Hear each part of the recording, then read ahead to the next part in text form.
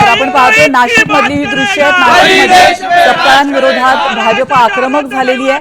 आपण पाहिलं काँग्रेस प्रदेशाध्यक्ष हर्षवर्धन सपकाळ यांनी टिपू सुलतान यांची तुलना छत्रपती शिवाजी महाराज यांच्यासोबत केली होती आणि त्यानंतर सर्व स्तरातून त्यांच्यावर टीका होते।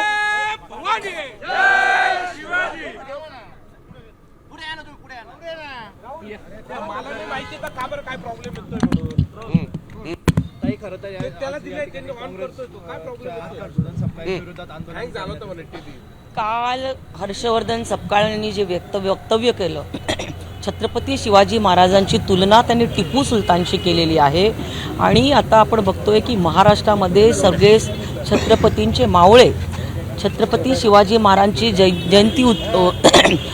जयंती सोहळ्याच्या तयारीमध्ये लागलेले असताना आज हर्षवर्धन सपकाळांनी छत्रपती शिवाजी महाराजांची तुलना ही टिपू सुलतानची करणं हे महाराष्ट्रासाठी कलंक आहे।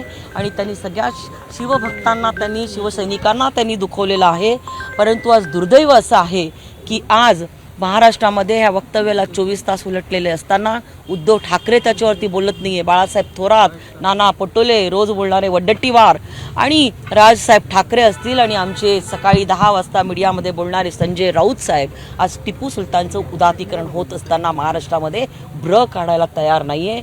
त्यांनी खुलासा करावा उद्धव सेनेने, राजसेनेने की ते हर्षवर्धन सपकाळांच्या भूमिकेशी सहमत आहे का।